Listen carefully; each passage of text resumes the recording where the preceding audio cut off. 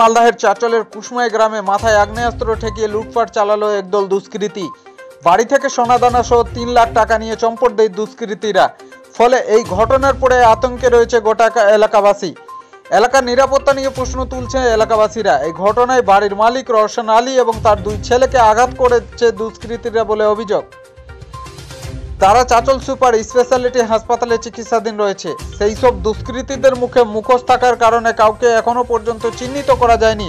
Police সূত্রে জানা যায়, পারিবারিক কারণ না পুরনো বিবাদের জেরে এই ঘটনা তা খতিয়ে দেখছে পুলিশ।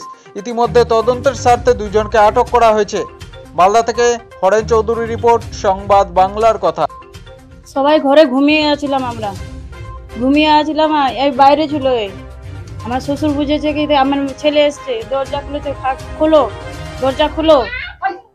যে ও সোনাদানা নিয়ে গেছে, এরা ছিল সোনাদানা নিয়ে গেছে, টাকা নিয়ে গেছে 3 লাখের কারিব।